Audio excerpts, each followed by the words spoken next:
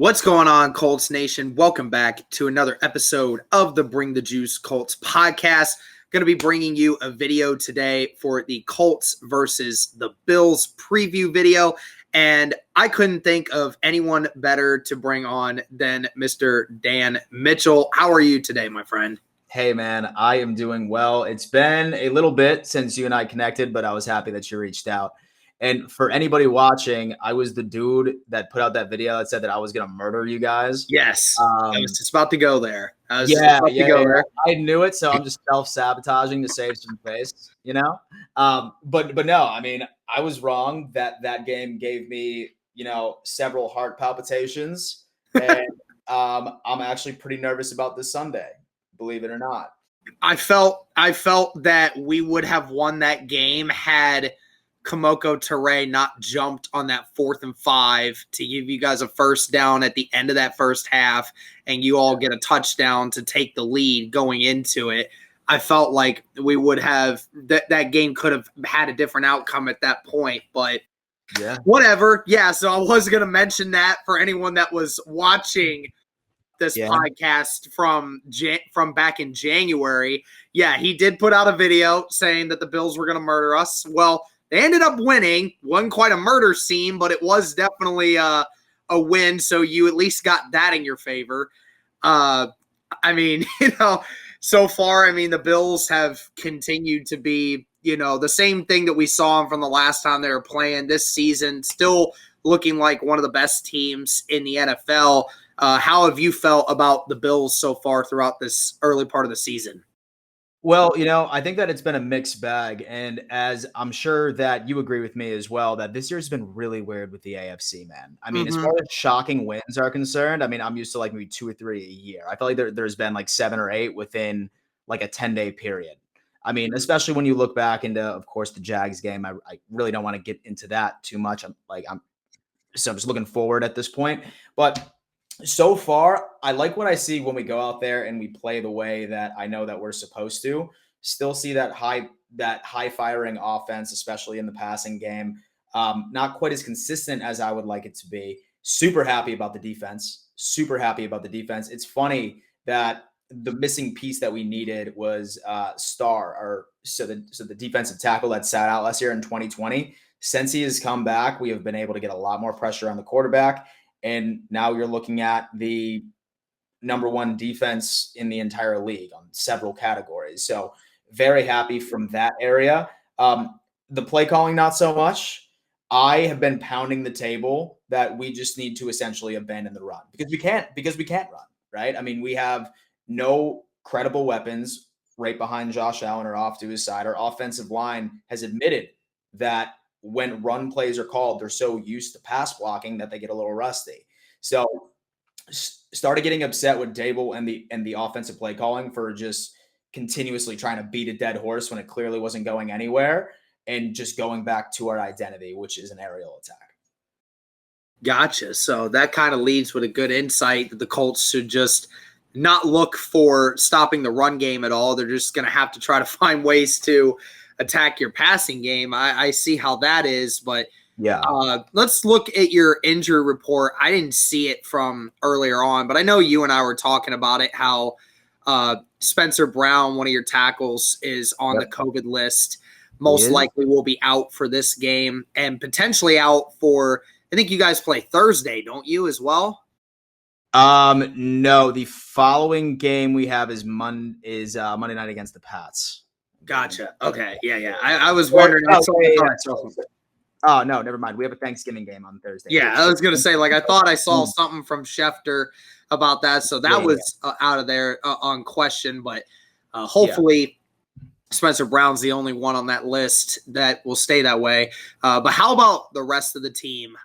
Who's concerned about possibly playing? Anyone big on the injury report that might not potentially play on Sunday? So Edmonds, who is our middle linebacker, we need him. He is currently listed as day-to-day.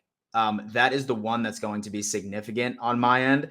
There was Cole Beasley, also didn't practice today as well, but I think that he'll probably be okay. That's going to be an actually really good matchup that I'm going to be looking at, especially once we end up looking over sort of your slot corner and Kenny Moore. That's going to be an absolute matchup that I'm going to be paying super close attention to.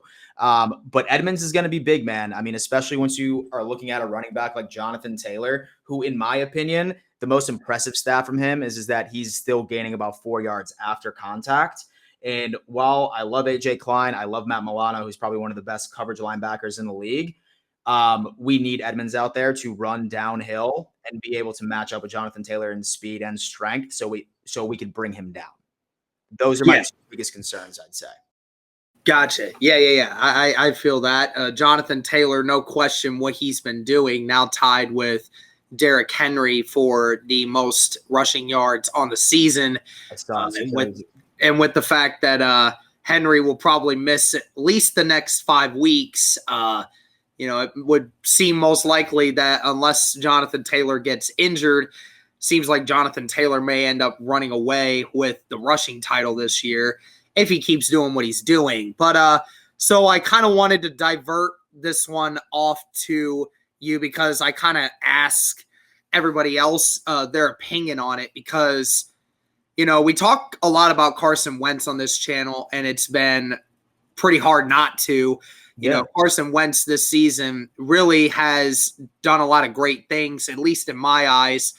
And before last game, I mean, they were talking about, Carson Wentz had some stats that were actually better than Josh Allen in a couple different ways. Everybody's talking about Josh Allen, potentially being an MVP candidate, right? And, here's Carson Wentz putting up practically the same stats, but, just isn't quite getting the same recognition. We kind of understand why.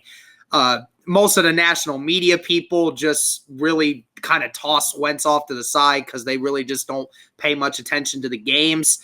They pay more attention to your Bills rather than they do the Colts. Yeah. But I'm curious as to your thoughts on Carson Wentz for the Colts this season and what you see in him, and if you think that there's any kind of concern with how well he's been playing this year. I mean, honestly, while I was doing research for my preview video, as a matter of fact, I was looking at his stats, and the one thing that really stood out to me, as far as like when you're talking about stat splits, I mean, things, such as like how does he perform while holding on the ball for longer than 2.5 seconds or under. The man's really not affected by any split of what I have seen. I mean, his completion percentage has been tremendous. He's sort of making sure that the ball is protected at the end of the day. And what's even most impressive is really when he does attempt balls downfield of +20, he's completing over 40% of those, which is very, very good at the end of the day. I mean, as far as, his overall stats when he's being pressured or when he's kept clean, obviously there's going to be a little dip in there. There's no quarterback in the face of the planet that has better stats when he's pressured than when it comes down to the clean. But I mean, overall, I think that Carson Wentz is playing the way that he should have been playing in Philly. I think it does help that you have a amazing offensive line. In fact, I wouldn't be surprised, or I probably wouldn't be able to name more than 5 quarterbacks that wouldn't at least put up an average year behind that offensive line. But overall, I think that Carson Wentz is really doing the job. I think that it helps that he has, 2 amazing running backs who are accounting for about 25% of all pass attempts, which is insane. But I think that the system that he was put in, this is the best possible case scenario for Carson Wentz, and he's been showing it. He's been good. He's not somebody I'm sleeping on, for sure. Gotcha. Yeah, I mean, you talked about that offensive line. Obviously, the offensive line did not have a great day against Jacksonville. I mean, obviously, yours didn't either. But then again, no. I mean, it was kind of the same thing for the Colts. I mean, outside of the first 2 drives, because I was at that game Sunday, and outside of the first 2 drives, it just looked really odd from their offensive line perspective because it just felt like they got no push on that Jacksonville defensive line at all. They weren't able to protect Wentz very well in that game. And, I mean, that's pretty much been a thing all year is that, Carson Wentz has been getting hit quite a bit. And it's usually not been Carson Wentz's fault. The majority of the time he was Eric Fisher, who we brought in the offseason, didn't come in until week 2. And even then he was coming off early from an Achilles injury. So he wasn't 100%. And he just now is getting to be about 100% now. And we were missing our right tackle for about half the year. And we were missing our right guard for a while. and Quentin Nelson was having a few issues. So, like, the offensive line is finally starting to get healthy again, but it's still not exactly where we kind of want it to be. I mean, I know this Bills front can definitely get after the quarterback. I mean, do you think that your defensive line is not going to have any issue getting to Carson Wentz? Because it's been an issue for the Colts all season. Even with this offensive line at full health right now, it's still becoming an issue. Yeah, well, I mean, really going back into what I was talking about earlier when Starr ended up coming along those lines, when you have a true one-tech defensive tackle like that, you're going to draw double teams. And as far as our defensive end unit, I've been super impressed with Gregory Rousseau. Very fast, very agile. He's able to get across that offensive line very easily. I have confidence that it's definitely going to be a dogfight. I mean, I'm not going to say that we're going to go out there and put up, like record-breaking numbers when it comes down into pressure rate and overall sacks. But I highly anticipate a lot of organic pressure because Carson Wentz carves up the blitz. He carves up the blitz. So, I mean, I really wouldn't be looking at any type of blitz packages, sending a DB or sending a linebacker up front. But overall, I think it's going to be a battle within the trenches. I see us winning every now and again, but I mean, when I just look at your personnel, man, I have a feeling that this game is not going to be determined by the Bills, making sure that Carson Wentz is on his ass, 15 plus times. Yeah, absolutely. All right, well, let's go to your offense here because, I mean, I'm kind of curious as to how you feel about that passing offense. You mentioned it was a little bit inconsistent at times. Do you maybe know why that is? I mean, is it just because of play calling, or is it just because of some of the defenses you're going up against, or is it just lack of execution? Mm-hmm. So I think at the beginning of the year, it was lack of execution because what a lot of Bills fans noticed was that what made us successful last year by regularly going to like Gabe Davis and Stephon Diggs and Cole Beasley, we completely switched that up. For the first half of the season, I would say Brian Daboll was really trying to gain chemistry with Josh Allen and some of our new pickups like Emmanuel Sanders. He was the most targeted receiver we had for the first 5 to 6 weeks. And then Dawson Knox was also going on ahead. And then he was slowly starting to be introduced into our passing game a bit more because he's had a lot of difficulty with drops. Not this year. He's shown significant improvement. But I think that the play calling came down to us trying to establish chemistry with new additions to our offense. And then also with us just continuously trying to run the ball, which we cannot. And like just really trying to run the ball, like 2-3 times in a row, 4th down, punt away. I mean, that's not the Bills when it comes down to it. Last week against the Jets, I ended up seeing, more of an offensive 2020 where Josh Allen absolutely hung on to Stephon Diggs. Number 1 receiver on this team, wide receiver number 1, easy, a top 5 receiver in the entire league. And then going to those guys, including Beasley, and then also taking advantage of that new established chemistry. So I think that we were just putting all the pieces together. And as long as we can continue that chemistry and as long as we can just say, never run the ball again unless your name's Josh Allen, then I have a feeling we will be okay. That matchup is going to be interesting. I definitely see Josh Allen picking on your outside cornerbacks and definitely your safeties as well. There, he's definitely going to be picking on them. Yeah, I mean, if we recognize anything from the time that we did face each other in January of this year, the Colts really did hold the Bills down on the run defensive side of things outside of Josh Allen a few times. I mean, Josh Allen had a couple of good runs. Outside of that, Josh Allen was your leading rusher, and Zach Moss really did absolutely nothing in that game. But ultimately, in the end, Josh Allen was able to make some plays that just kept drives going. But yeah, I mean, even with the inability to run the football, as you say, even with the consistency issues, I mean, 3 games this year, only 3 times I think it is that you have failed to score less than 30 points in a game. I mean, it's amazing to see. Like, I know some of these teams that the Colts have faced, and a couple of these teams, granted, are pretty bad. But then again, like, just the way you guys are winning these games, you're not just winning. I mean, you're dominating in so many facets and just winning by double digits so vastly. I mean, it's kind of scary from a Colts perspective, just how easily you guys can score at will. Mm-hmm. Yeah. Yeah. I mean, honestly, that's something that I think really goes down into overall continuity, man. I mean, the majority of these guys have been under Dable for, 3 years. I mean, minus a couple of new additions that came in and just the way that we drafted. So, I mean, I really think that continuity is important and overall execution. I mean, like you were saying at the beginning of this episode, you're like, okay, so since you're not going to run the ball, maybe we should just drop back as many people into coverage as possible so we can plug up those passing lanes. That's why this offense is so hard to stop, because you could do that. But then what Josh Allen is going to do is he's going to bust off a 15-yard run, like right up the middle and slide. So I think that we are just in a great position personnel-wise, chemistry-wise, where that's full transparency, exactly what I'm expecting every single time that I turn on a Bills game this year. And then that's when I know that we're playing at our high potential, because, I mean, we just have so many weapons at Josh Allen's disposal. I would be pissed off if we weren't putting up 30-plus points just about every single game. Let's put it that way. Yeah, and, I don't expect that to really change much because, the secondary of the Colts right now is just absolutely demolished right now. I mean, Xavier Rhodes, who had a fantastic year. Yeah, what's the story on him? Is he? I don't believe is playing. He's been hurt now for practically all season.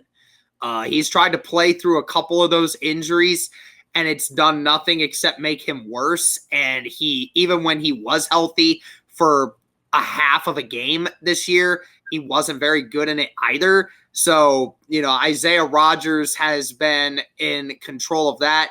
And, I mean, ironically enough, Isaiah Rodgers was the one who picked you guys off in that game that gave the Colts the chance to try and come back in that game last year, but ultimately it didn't work. Yeah. But Isaiah Rodgers, the speed demon corner that we have, I mean, he has been pretty good this year in replacement of that. Rock Yassin has been much better this year in coverage than what he isn't getting as burned as much and isn't committing as many penalties. So there's a lot more discipline this year. The only thing that's going to be rough for us is the fact that both of our starting safeties are out in this game. Julian Blackmon obviously tore his ACL, or I think it was, I can't remember if it was an Achilles or ACL. I'm sure my chat will remind me. But yeah, he's out for the year.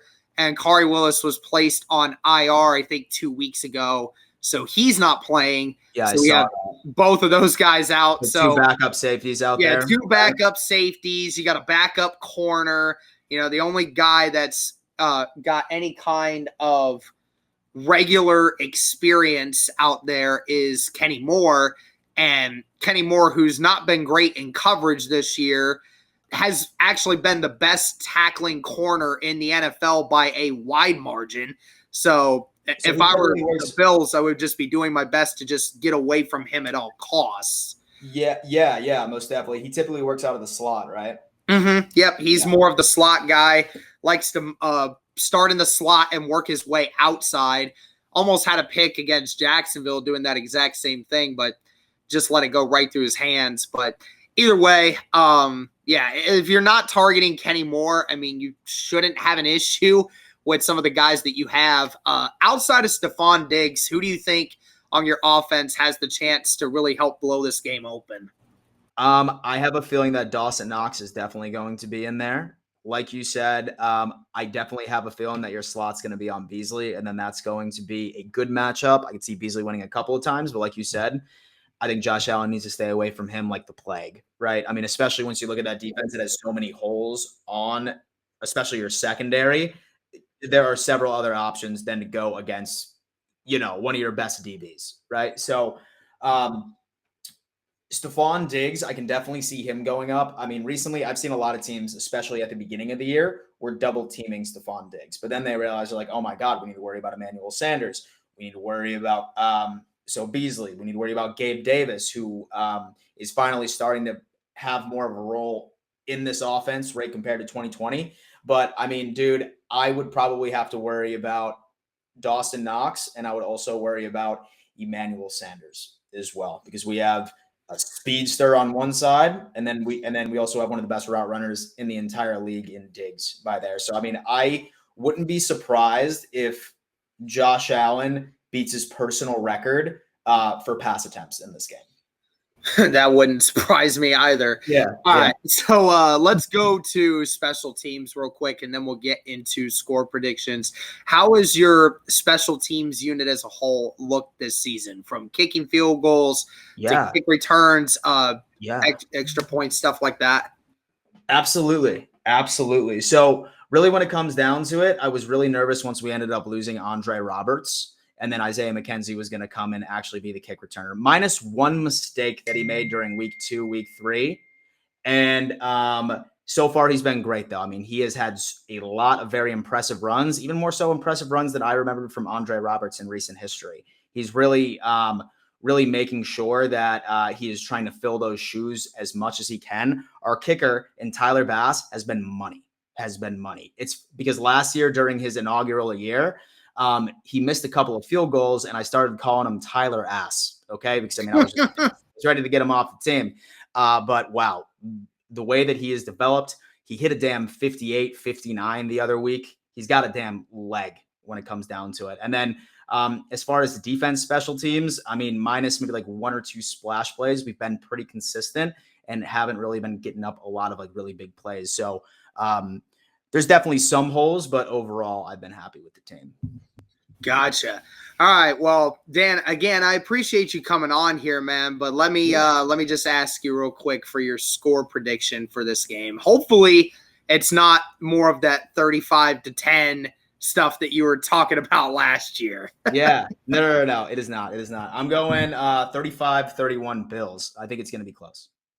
Okay. All right. I see that high-scoring game. Wow. I don't know if I would give the Colts offense that much credit. I know that this Bills defense is a different animal from a couple different defenses that we faced so far. I mean, we did put up 30 on the Ravens, but then again, I think the Bills definitely have a much better defense than that. Probably will go 31-20 Bills. I'm gonna be honest. I don't want to be one of the homers on this. I mean, I definitely think the Colts have a shot of winning it, but you know, with the fact that our secondary is so stretched thin right now, and with how pass heavy this Bills offense is, I just don't know if I can quite give the Colts enough of an advantage right now. Yeah. I mean, I think a lot of it really has to do with the fact if Edmonds is going to be playing, because if not, I have a feeling that you guys are going to be very successful, especially when calling either his either Taylor's name or Hines' name. I could definitely see them having some successful days right over there. Yeah. So most definitely. I definitely think the Bills are due to let up, and so about 30 points. They're due. Yeah, it really all depends on how much Frank Reich wants to even get Hines involved in the offensive system. There's been a lot of times where they've just abandoned him out of the system altogether, and I don't quite understand it. It's still baffling me, but who knows? Maybe they'll use him in a bunch of different ways on Sunday. Got to get creative somehow against this defense. But hey, Dan, I appreciate it again, man, for you joining me. I know it was short notice when I asked you. Appreciate you coming on and talking some football with me, man. Yeah, man, most definitely. I appreciate you having me. Thanks, man. And listen, chat, thank you so much again. Make sure you all go check out Dan Mitchell on YouTube. And thank you guys again so much for the support. Let us know what your thoughts are on this game coming up Sunday. Thank you so much. And as always, go Colts.